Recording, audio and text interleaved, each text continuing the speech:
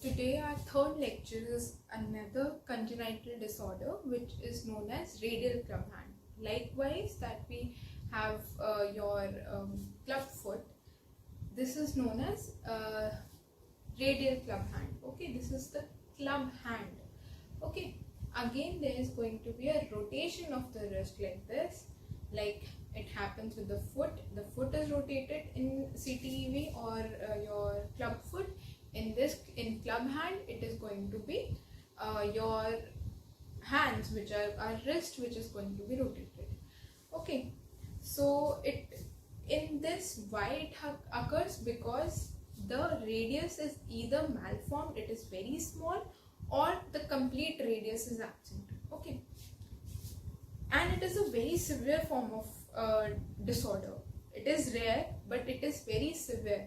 Sometimes it is not just the radius, it can be the humerus also. It can be like that the whole limb is malformed, the scapula is shorter, the legs are shorter. Okay, so it can take a very severe path. Even the clavicle can be malrotated, or it can be shorter, it can be higher up. Okay, all these things can be there. Then because of this abnormality in the radius, there is going to be problem in the range of motion. Even at the elbow, the motion is going to be restricted in flexion, more in flexion than an extension. Okay, the extension is going to be more or less normal, but the flexion is going to be more affected. And then what could have been the cause, like we discussed about the embryological development. So where do you think this problem must have occurred? Can you tell me?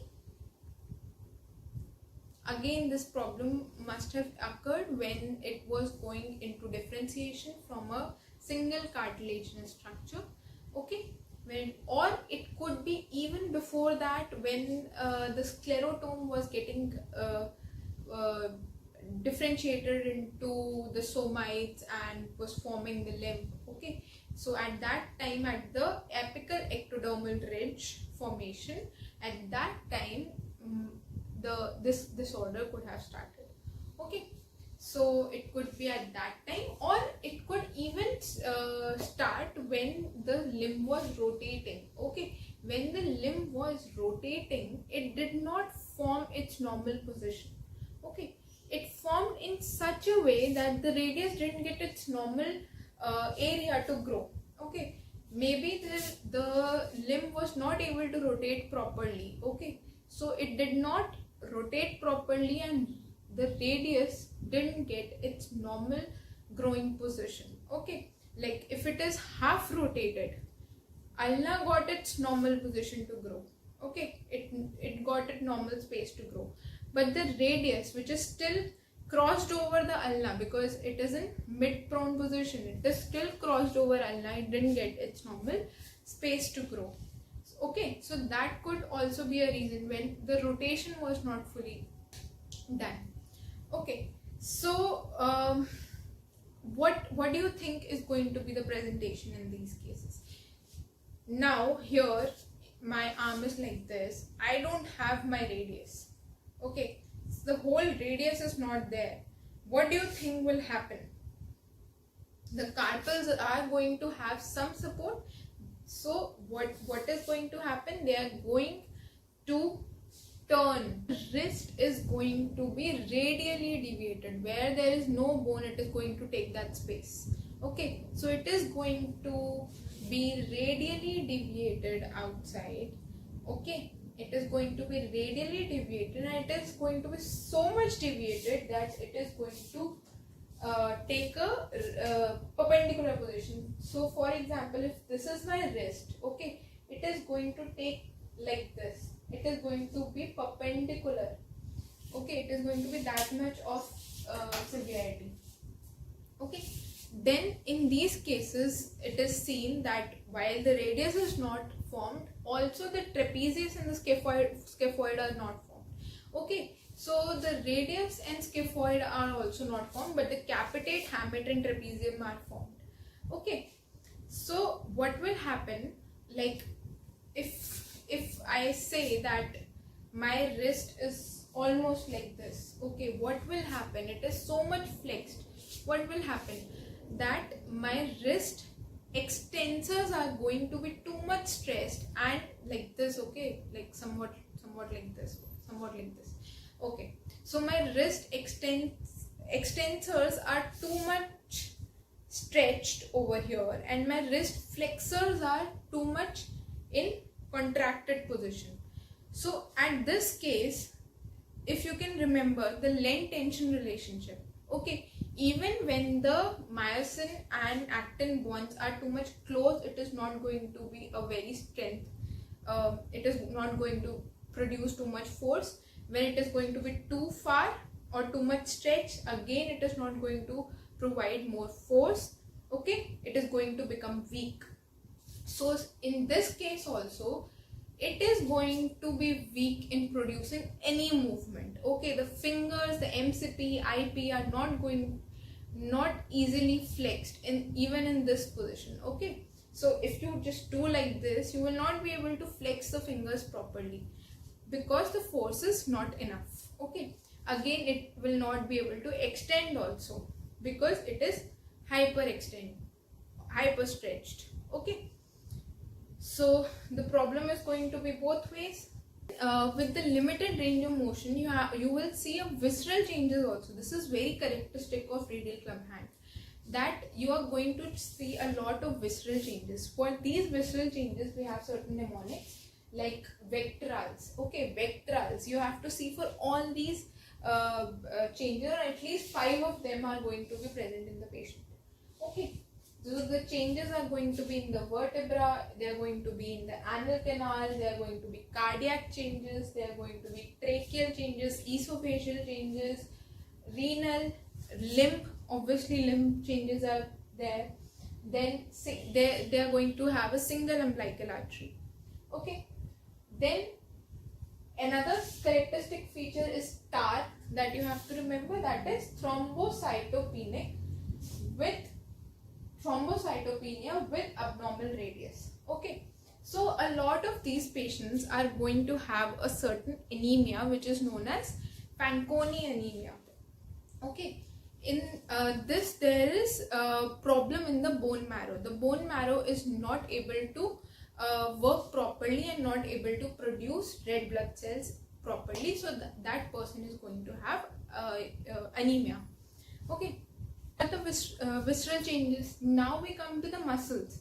So just imagine that my radius is not there, so that means all the muscles which are going to insert on the radius, they are also not going to be inserted on the radius. They are going to be inserted either somewhere else, or they are not going to be present there, they are going to be absent. Okay, so in this case also, your deltoid is going to be weak, or it is going to be atrophied, because again the insertion point is not there. Either it is going to be inserted somewhere else. If it is going to be inserted somewhere else, the vector changes and the line of action changes. Okay, so it is not going to provide flexion. Then even the pectoralis major is going to have problem.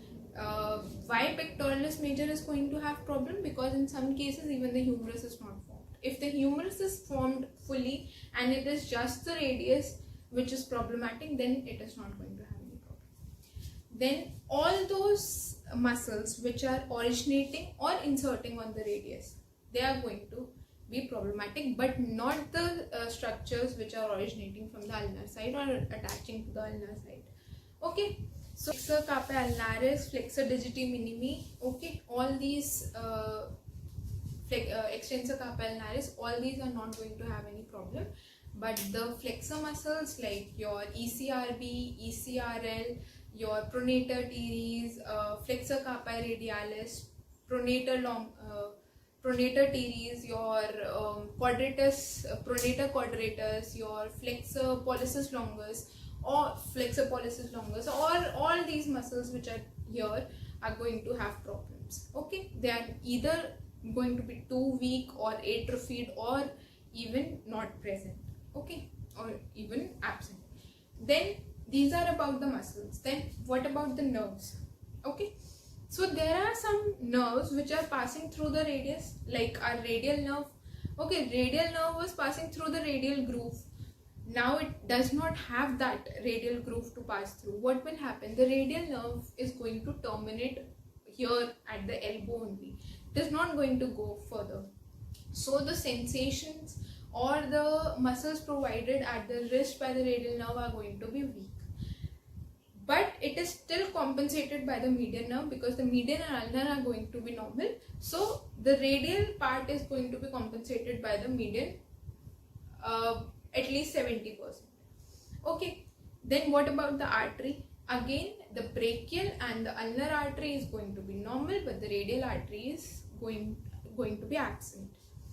Then what about the clinical examination? How are you going to clinically examine?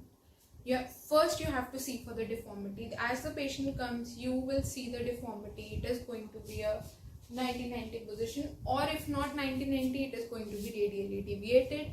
Okay, so the first thing is that. Then you have to ask for the congenital history, the childhood history, all the family history, everything. Then you have to ask for the degree of involvement. You have to see for the degree of involvement, how much it is. There are grades that the type 1 is going to be very mild. Okay, in this there is going to be mild radial shortening. There is not going to be too much deviation, and the thumb is going to be hypoplasic. Okay, it is going to be in hypoplasia. Okay, then in type 2 it is going to be more moderate kind of deformity with a miniature radius. Then there is going to be distal radial physeal involvement, and there is going to be minimum or moderate radial deviation. Okay, then type 3 is going to be, in type 3 there is going to be distally absent radius and severe wrist dislocation or severe wrist deviation. Okay, severe wrist deviation in this side. Okay, then for the type 4, in type 4 the radius is not going to be there. It is going to be totally absent, and there is going to be a perpendicular relation like this, and it is the most common form of, the most severe form is the most common form of presentation. Okay, so you have to see, and you have to see for the, you have to assess for the grip and the pinch strength. Okay, again with the Jamar dynamometer, or you can just ask with the MMT you can do, and with the pinch meter, or you can do with the MMT procedure. Then for the X-ray, it is advisable to take in radiograph after 8 years once the ossification is complete, because sometimes the ossification is late. It is delayed ossification, and not like the ossification is not going to be there. So for the time being, that person might have a deformity, but it will be corrected once the ossification is complete. Okay, so it is generally advised to take the radiograph after 8 years, but if you see this is a fixed deformity and it is not correctable, you can take a radiograph before 8 years also. Then it is necessary to take the lab tests. Okay, because all these things can be present, or so the lab tests, the complete blood count, you have to do a echo for the heart, then you have to do kidney function test, you have to do your bronchoscopy and everything. Then after that you have to see for the classification, and then according to that it will be decided whether the surgery should be done or not. The surgery is done after 12 years of age generally, and what the surgery involves is it could be an osteotomy or a limb lengthening procedure. Either both the ulna and radius both are shortened, or the radius is made to be elongated. Okay, so in elongation they can use Ilizarov's external fixator. Okay, so this is how, or they can do a grafting. So this is how the surgery is done.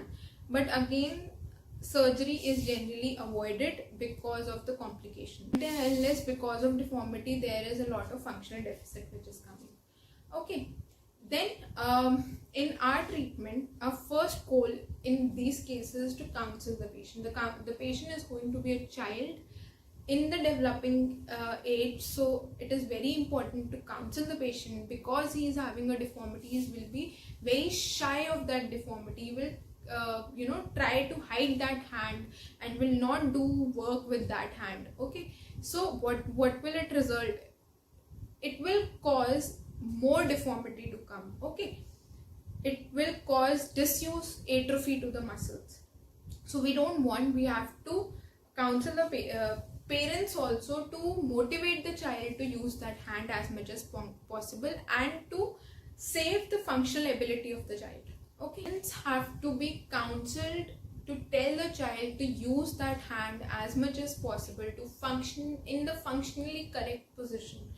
Okay, then in the very initial days, you can ask the mother to stretch the hand. Like in club foot, the mother used to stretch the foot in certain pattern when the child was having his feeding, or they were taking the child for the bath.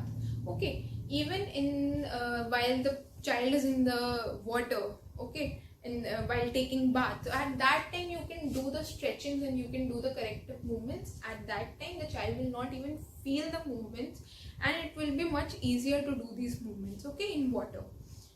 So at that time you can ask, or during the feeding, you can ask the mother to distract the wrist from the ulna and then deviate it ulnarly. Okay, and this stretch should be done every 2 to 3 hours. Okay, so this is the stretch. Then we can provide splints, night splints for 2 to 3 months. Then there are day splints. There is a neoprene wrist brace which can be applied. I'll attach a picture over here. Okay, you can see the child is wearing this brace, and with this child the deformity is somewhat corrected, and with this brace the child can do all the functional activities. Okay, you have to make the child do all the functional activities. You have to make the child do the skilled activities. Okay, if that child is grown enough. Okay, you have to make the child do functional activities, skilled activities, fine motor movements. Okay, all the PNFs. You have to ask the child to do, has to bear weight with the brace on. Okay, so it will strengthen the muscles in the corrected position. So all the activities are to be done with the brace initially. Okay, and then even you have to remove the brace and stretch. Then for the strengthening, you can do strengthening for the ulnar deviators. Okay, you can do strengthening for the ulnar deviators and flexors. Okay, so, and you can progress with weights. So this is all for today. I hope you enjoyed the session and you learned something from it, and we'll see you next time.